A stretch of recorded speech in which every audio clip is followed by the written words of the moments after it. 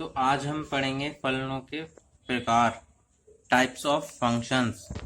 पहला टाइप्स क्या है, देखिए एकेकी फलन, वन वन फंक्शन। जैसा कि नाम से भी पता चल रहा है, एक एक बन बन, जो एक एक हो। तो देखिए समझते हैं, यदि किसी प्रतिचित्रण में, प्रतिचित्रण यहाँ पे क्या है, फलन है। यदि किसी प्रतिचित्रण में प्रांत, प्रांत क्या होते हैं, जो नंबर हम देते हैं किसी, जैसे कोई y बराबर x प्लस 1 है, तब यहाँ पर हम x जो वैल्यू देंगे तो उसके लिए y आएगा। जो हम वैल्यू x को अलग अलग देंगे तो उसे हम प्रांत कहेंगे, और जो वैल्यूज अलग अलग निकल के आएंगी y की तो उसे हम सहप्रांत कहेंगे। तो इसी प्रकार किसी प्रतिचित्रण में प्रांत के भिन्न भिन्न अवयव, ये है, ये प्रांत है a और ये सहप्रांत है। तो भिन्न भिन्न अवयव सहप्रांत में भिन्न भिन्न अवयवों से संबंधित हों। तो देखिए ये 1 2 से संबंधित है, 2 4 से संबंधित है और 3 6 से संबंधित है। यानी प्रत्येक की एक अवयव की एक ही इमेज है, तो संबंधित हो तो प्रतिचित्रण एकेकी कहलाता है। जैसे मान लीजिए उदाहरण, जैसे ये प्रतिचित्रण है, तो माना हमने a is equal to 1 2 3 and b 2 4 6 है, तब f such that a tends to b fx to x, यानी x हम यहाँ पे कुछ रखेंगे, जैसे 1 रखेंगे और फिर 2 रखेंगे, फिर 3 रखेंगे, तब क्या क्या वैल्यूज प्राप्त होंगी। जब हमने इस फंक्शन में 1 रखा तो क्या प्राप्त हुआ हमें, 2। इस फंक्शन में हमने 1 रखा तो 2 प्राप्त हुआ। अब यहाँ पे 2 रखा तो 2 2 4 प्राप्त हुआ, 3 रखा तो 6 प्राप्त हुआ, और यहाँ पे 2 4 6 है। तो इस प्रतिचित्रण को जो है हम एकेकी कहते हैं। ठीक है। टाइप्स 2, दूसरा प्रकार समझाते हैं, बहु एक फलन, मैनी वन फंक्शन। ठीक है, तो इसे समझने की कोशिश करते हैं। देखिए, यदि किसी प्रतिचित्रण में प्रांत के 2 या 2 से अधिक अवयव ऐसे हैं जो सह प्रांत में एक ही अवयव से संबंधित हों, तो ऐसे फलन या प्रतिचित्रण बहु एक फलन कहलाते हैं। जैसे मान लीजिए आप a -1 1 2 -2 3 है, और b 1 4 9 और 16 है, और f फंक्शन प्रतिचित्रण कुछ ऐसा है, a tends to b fx क्या है, x square. For every x कहां से लेंगे हम, a से, और इसे fx को y भी कहते हैं। हम x लेंगे a से, और जो वैल्यू आएंगी y की वो b में जाएंगी। ठीक है, तो देखिए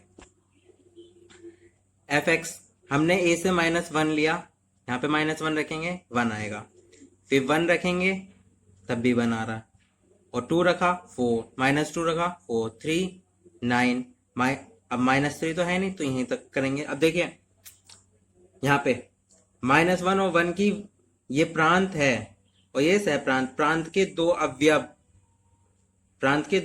अवयव सहप्रांत के एक ही अवयव से संबंधित हैं, यानी इन दोनों की इमेज एक ही है, तब ऐसा फलन बहु एक फलन कहलाएगा जिसके बहुत सारों की इमेज एक ही हो। ठीक है, जैसे 2 और -2 की इमेज 4 है, तो प्रांत के 2 अवयव, और ये हो सकता है 2 से ज्यादा भी हो, 3 अवयव किसी एक ही अवयव से कनेक्टेड हो, ऐसा भी हो सकता है। ठीक है, तो ये बहु एक फलन है। अब हम पढ़ते हैं तीसरा प्रकार, आच्छादक फलन, जिसे हम इंग्लिश में ऑन टू फंक्शन भी कहते हैं। यदि किसी प्रतिचित्रण में सहप्रांत के सभी अवयव, जो हमारा सहप्रांत है, इसके सभी अवयव किसी न किसी अवयव से संबंधित हों प्रांत के, यानी हमारे सहप्रांत के सभी अवयव प्रांत के किसी न किसी अवयव से संबंधित हों, तो वह फलन या प्रतिचित्रण आच्छादक फलन या आच्छादक प्रतिचित्रण कहलाता है। उदाहरण, f such that a tends to b है, y बराबर fx है, कोई फंक्शन है fx, और fx कुछ है, हम मान लेते हैं, कॉमनली हम समझाने के तौर पे देखते हैं कि प्रांत में हमारे पास a b c d e है, और सहप्रांत में x y z w है, तो इसमें a की इमेज x है और b और c y से कनेक्टेड है, y इमेज है b और c की, और d z से कनेक्टेड है, d की इमेज z है और e की इमेज w है।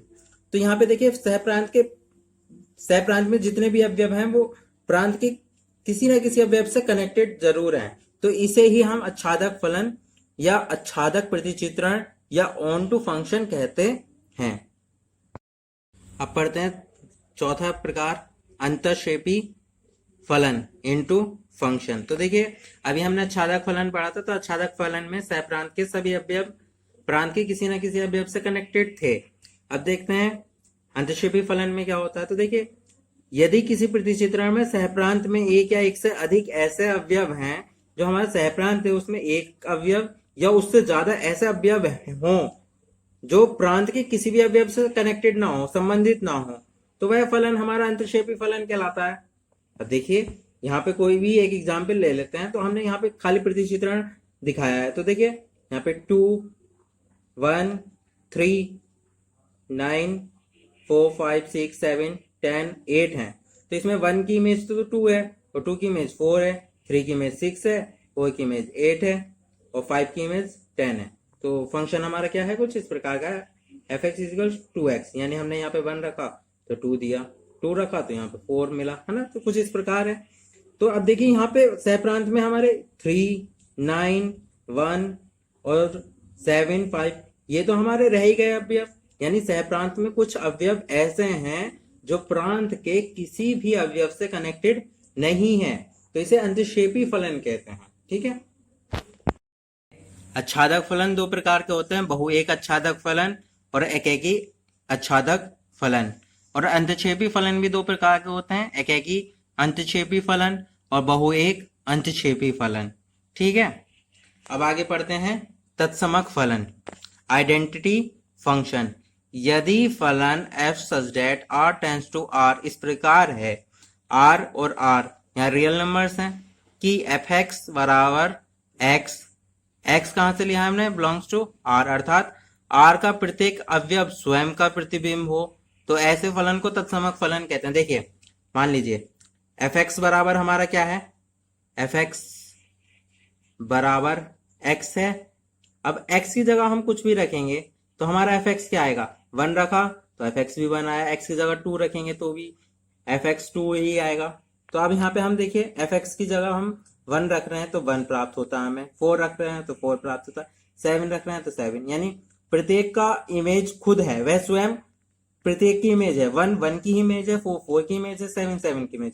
तो इसे हम तत्समक फलन या आइडेंटिटी फंक्शन कहते हैं। ठीक है।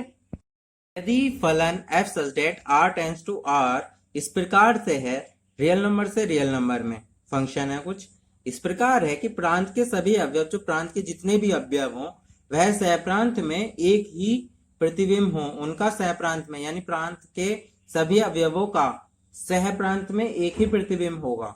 जो भी हमारे प्रांत के अवयव हैं उसका सभी एक ही प्रतिबिंब हो तो उसे अचर फलन, कांस्टेंट फंक्शन कहते हैं। जैसे इसमें 1 2 3 4 के एक ही प्रतिबिंब है c।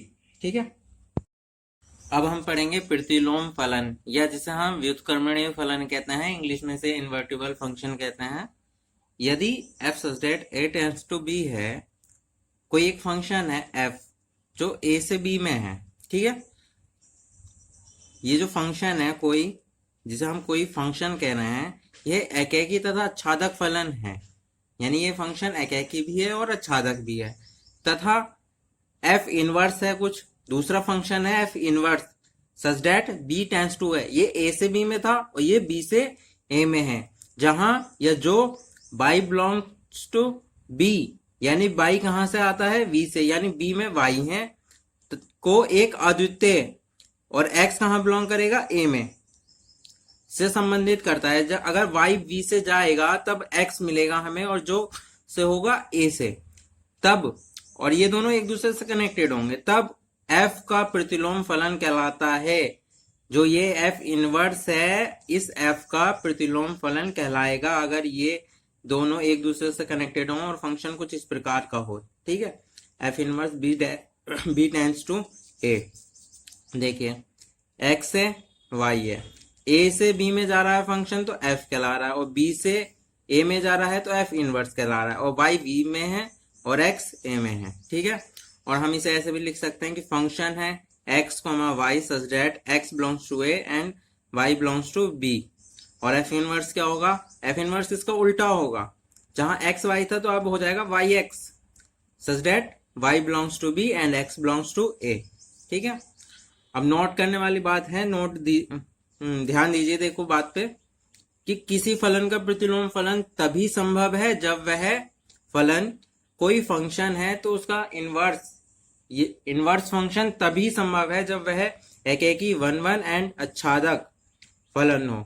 ठीक है, एकेकी और आच्छादक दोनों हो, किसी एक से काम नहीं चलेगा, तभी उसका प्रतिलोम फलन संभव है। अब यहाँ पे दूसरी नोट करने वाली बात यह है कि f का जो परिसर होगा उसे हम f इनवर्स का प्रांत कहेंगे, और जो f का प्रांत होगा उसे f इनवर्स का परिसर कहेंगे। जैसे पता है इनवर्स उल्टा होता है, तो इसमें भी उल्टा होगा। जो परिसर होगा f का वो f इनवर्स का प्रांत होगा, और जो f का प्रांत होगा वह f इनवर्स का परिसर होगा। अब हम पढ़ते हैं फलनों का संयोजन, कंपोजिशन ऑफ फंक्शन। देखिए यहाँ पे हम क्या करते हैं, कंबाइंड करेंगे कि कैसे एक दूसरे से जुड़ेंगे यहाँ पे फंक्शंस। तो देखिए, यदि फंक्शन f है जो a से b में है, और एक दूसरा फंक्शन है जिसे हम g कह रहे हैं वह b से c में है, और ये दोनों दो फलन है, एक फलन नहीं है, ये f एक अलग फलन है और g एक अलग फलन है। f a से b में है और g b से c में है, दो फलन है, अर्थात a के प्रत्येक अवयव का f प्रतिबिंब b में होगा, यानी a में जितने भी अवयव होंगे उसके प्रतिबिंब b में होंगे, तथा b के प्रत्येक अवयव का g प्रतिबिंब c में होगा। जो g है, ये फंक्शन g है, g के द्वारा जो b में अवयव होंगे उसके प्रतिबिंब इसमें होंगे c में, b के अवयव के प्रतिबिंब c में होंगे। ठीक है, तब a के प्रत्येक अवयव के संगत जब इसका प्रतिबिंब इसमें है और इनके प्रतिबिंब इसमें है, तब a के प्रत्येक अवयव के संगत c में भी एक अवयव अवश्य होगा। ये इससे कनेक्टेड है और इसमें वाला, ये वाला अवयव इससे कनेक्टेड है, तो ये अवयव इससे भी कनेक्टेड होगा। समझे? तो देखिए, x से y में हम f कहते हैं, y से z में g, जैसा कि x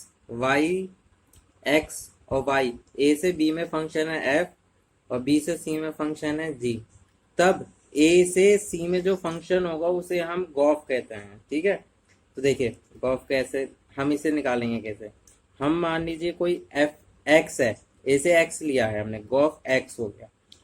f x एक इसे ब्रैकेट में लिख लेंगे, f x को हम कहते हैं y कहते हैं, जैसे f x बराबर होता है y।